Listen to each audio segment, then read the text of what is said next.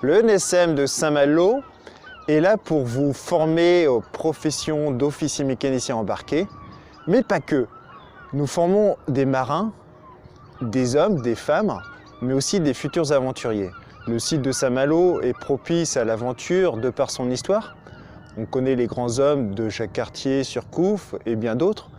Mais nous formons évidemment, de par les caractéristiques de la profession, des techniciens embarqués, avec aujourd'hui une nouvelle pointe de technologie telle que l'électronique, l'informatique, l'automatique, mais aussi la mécanique et bien d'autres matières. Ces formations se font grâce aux techniques que nous avons, mais aussi avec les moyens humains dont dispose notre école. Des moyens humains avec le personnel administratif et évidemment tout le personnel pédagogique. L'ensemble des professeurs constituant cette équipe est là pour accueillir tous les étudiants, pour chaque matière. Ces professeurs ont tous une richesse de par leur expérience, tant dans l'industrie ou bien dans le domaine maritime. La plupart d'entre eux ont pu naviguer sur différents navires, tant au ferry, au pétrole et bien d'autres, mais aussi à la grande pêche et aussi dans des navires réalisant des expéditions d'océanographie. Cette richesse première permet à tous les élèves de mieux comprendre leur futur métier.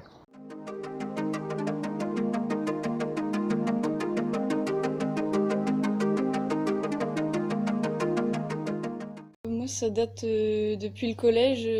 J'ai découvert ça en prenant le ferry pour aller en Corse et ça m'a fasciné de voir qu'un engin de plusieurs milliers de tonnes puisse flotter et produire tout ce dont il a besoin tout seul, et y compris l'électricité. Et du coup, ça fait un peu comme si j'avais toujours voulu faire ça. Du coup, c'est un peu naturellement que je suis venue ici. Voilà. D'accord, très bien. Moi, c'est un peu pareil pour moi, sauf que c'est depuis le lycée qu'un ami m'en a parlé. On était censés venir tous les deux, mais lui, il n'est pas venu, donc moi, j'ai continué sur ma lignée. D'accord. On n'avait pas de famille qui connaissait le milieu, donc on était un peu. C'est vrai qu'on a des petites appréhensions avant d'arriver à l'école, mais arrivant à l'école, c'est vrai que c'est bien. Ouais.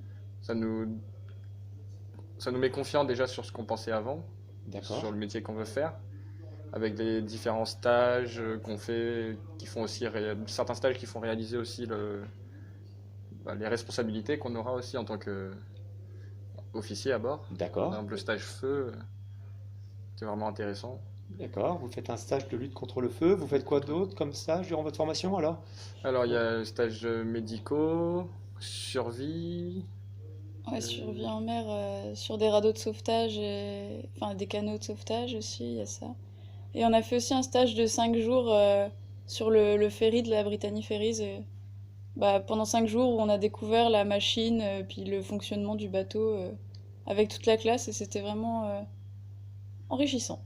D'accord, c'est chouette. Ouais, le schooling-ship. Oui, voilà, Vous c'est partez ça. une semaine en mer avec toute la promotion. Ça fait découvrir un peu ce qu'on voit à l'école en théorie, là on le voit en pratique, et Oui, voilà. ouais. Non, c'était vraiment Ah, c'est bien. bien.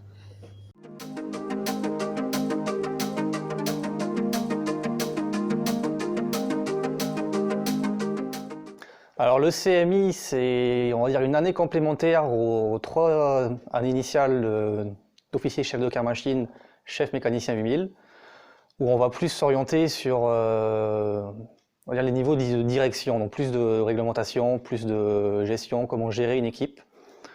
On va moins mettre les mains dans le cambouis, si je puis dire. Mais c'est vraiment un complément, c'est la suite logique de la formation initiale qu'on effectue ici à Saint-Malo en 3 ans. D'accord. Et suite à vos 3 années de formation, vous avez donc effectué des stages d'embarquement en tant qu'élève officier. Est-ce que vous pouvez nous décrire un peu cette expérience que vous avez eue aussi? Tout à fait. Donc, un des prérequis pour entrer en formation de CMI, c'est d'être breveté officier chef de car machine. Donc, ça passe par 6 mois d'élève à la machine. Donc, moi, j'ai eu la chance de pouvoir les faire chez moi, dans une compagnie locale à Saint-Pierre-et-Miquelon.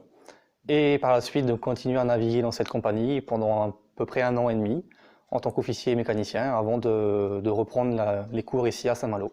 D'accord. Et quelles étaient vos tâches à bord, les fonctions que vous deviez assurer durant vos quarts? Alors, le titre parle de lui-même, officier chef de quart machine, donc on assure le quart à la machine autant en navigation qu'à quai. Après, chaque navigation, chaque bateau, chaque compagnie est différente. Mais en gros, c'est sous les ordres du chef mécanicien d'assurer le quart, assurer la sécurité, la conduite et la bonne marche du navire. D'accord. Et est-ce que vous avez aussi eu l'occasion d'effectuer des maintenances, des périodes d'arrêt technique à bord? Tout à fait, moi j'ai un arrêt technique à mon actif déjà. Je navigue vraiment professionnellement en tant que mécanicien depuis 1 an et demi, 2 ans. Donc un arrêt technique à mon actif. Et après, la maintenance est quotidienne à bord des navires. Donc tous les jours, il y a des rondes, des petites opérations de routine et des opérations plus poussées éventuellement, des grosses maintenances. D'accord. Merci beaucoup Emmanuel pour votre témoignage et puis bonne continuation pour la fin de votre formation et pour toute la navigation que vous serez amené à effectuer après. Merci.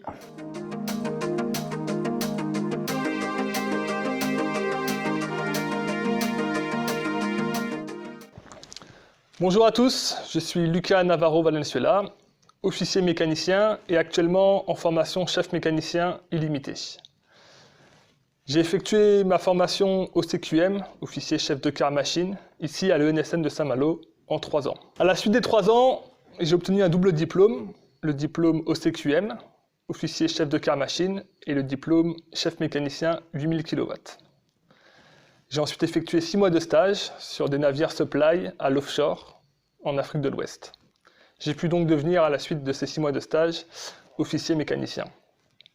Je suis actuellement en formation professionnelle chef mécanicien illimité, afin d'augmenter mon diplôme et avoir plus de connaissances et pouvoir accéder à des postes plus hauts. Le métier d'officier mécanicien est un vrai privilège car on peut naviguer sur toutes les mers du monde et sur tout type de navire, que ça part du porte-container, navire à passagers ou sur pétrolier.